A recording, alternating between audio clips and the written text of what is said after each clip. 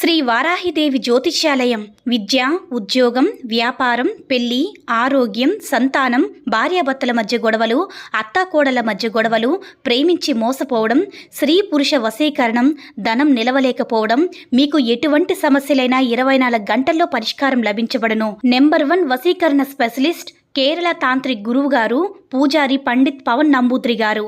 Phone number 9043637512. ఓం శ్రీ మాత్రే నమః. ఓం శ్రీ వారాహిదేవి నమః. అమ్మవారి భక్తులందరూ కూడా నమస్కారం అండి. అమ్మవారి ఆశీర్వాదంతో, ఆ తల్లి చల్లని చూపుతో అందరూ కూడా సుఖంగా, సంతోషంగా, అష్టైశ్వర్య ఆరోగ్య అభివృద్ధితో ఉండాలని మనస్ఫూర్తిగా కోరుకుంటూ ఈరోజు ఈ వీడియోని మొదలు పెడుతున్నాను. ఈరోజు వీడియో ఏంటంటే, గురువారం రోజున రావి ఆకు ఉప్పుతో ఈ పరిహారం చేయండి చాలు. ఇక ఈ పరిహారం చేయడం వల్ల అమ్మవారి యొక్క అనుగ్రహంతో కటిక దరిద్రులు కూడా అపరు కుబేరులుగా మారిపోతారు. అంతేకాదు, మీ జీవితంలో ఉండే కష్టాలన్నీ కూడా తొలగిపోతాయి. ఐశ్వర్యం మిమ్మల్ని వరిస్తుంది. గురువారం అంటేనే విష్ణుమూర్తికి, అమ్మవారికి చాలా ఇష్టం. విష్ణుమూర్తిని భక్తి శ్రద్ధలతో పూజిస్తే చాలు, ఎలాంటి కష్టాలైనా సరే తొలగిపోతాయి. అంతేకాదు, విష్ణుమూర్తి యొక్క అనుగ్రహం కలిగిందంటే లక్ష్మీ అమ్మవారి యొక్క అనుగ్రహం కూడా చాలా సులువుగా కలుగుతుంది. కాబట్టి గురువారం రోజు ఎవరైతే రావి ఆకు అలాగే ఉప్పుతో ఈ పరిహారం చేస్తారో అలాంటి వారికి దరిద్ర బాధలన్నీ కూడా తొలగిపోతాయి. రావి ఆకు అనేది చాలా పవిత్రమైనటువంటిది. రావి ఆకంటే దరిద్ర బాధలు తొలగించేది. రావి ఆకంటే విష్ణుమూర్తికి చాలా ఇష్టం. రావి చెట్లు విష్ణుమూర్తి కొలువై ఉంటారు. అందుకే రావి చెట్టుకి అటువంటి ప్రాముఖ్యత ఉంది. అంతేకాదు, గురువారం రోజున రావి చెట్టును పూజిస్తే, ఆ రావి చెట్టు ప్రదక్షిణ చేసినా సరే, రావి చెట్టు కింద దీపాన్ని వెలిగించినా, లేదంటే రావి ఆకుపై గురువారం రోజు దీపం వెలిగించినా ఎంతో పుణ్యం లభిస్తుంది.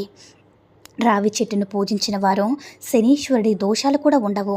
అలాగే ఇంట్లో జ్యేష్ఠాదేవి కూడా ఉండదు.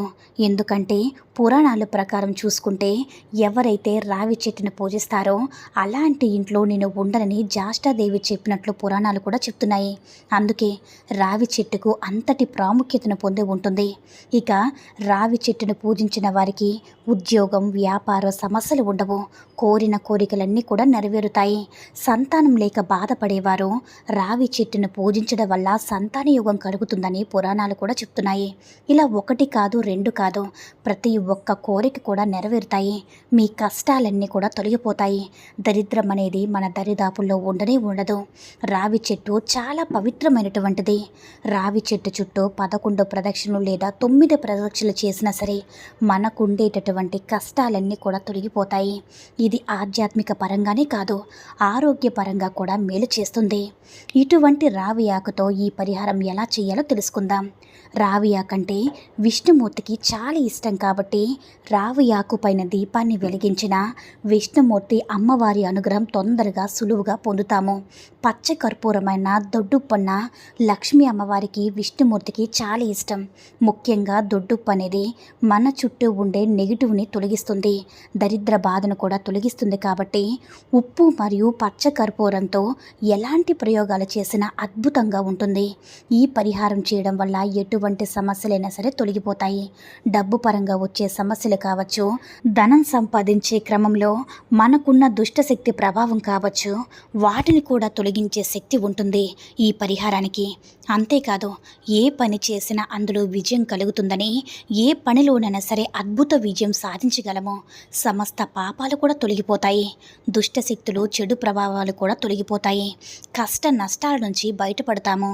ఉద్యోగ, విద్య, వ్యాపారాల్లో ఎటువంటి సమస్యలున్నా సరే తప్పకుండా తొలగిపోతాయి. ముఖ్యంగా మనకి వెనకబడిన పనులన్నీ కూడా ముందుకు వస్తాయన్నమాట.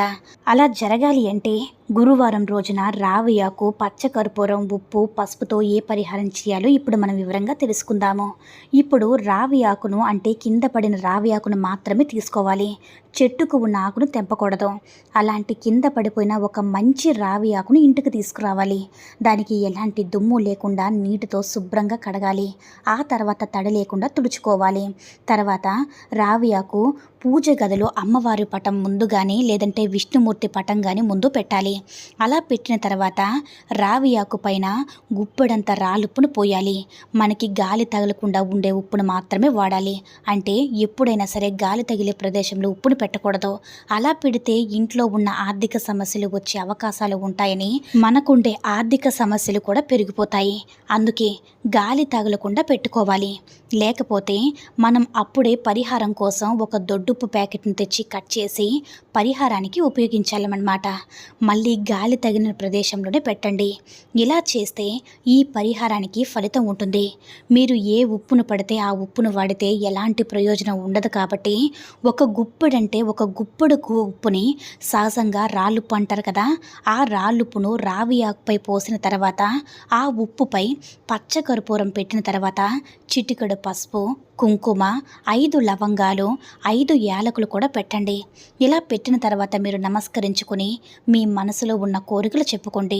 మీరు ఏ కోరిక అయితే తీరాలనుకుంటున్నారో ఆ కోరికను అమ్మవారికి మనస్ఫూర్తిగా చెప్పండి. ఆ కోరిక నెరవేరాలని వేడుకోండి.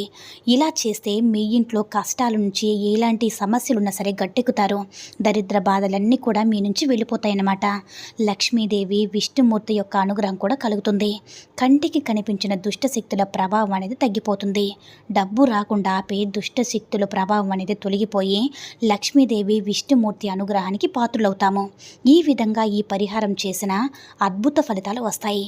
ముఖ్యంగా గురువారం రోజు కాబట్టి ఎవరికైనా సరే పసుపు రంగు వస్త్రాలను దానంగా ఇస్తే, అంటే పేదవారెవ్వరికైనా సరే పసుపు రంగు వస్తువులను దానంగా ఇస్తే మన ఇంట్లో నుంచి సమస్యలన్నీ కూడా తొలగిపోవడమే కాదు, మన జాతకంలో ఉండే చెడు దోషాలన్నీ కూడా తొలగిపోతాయి.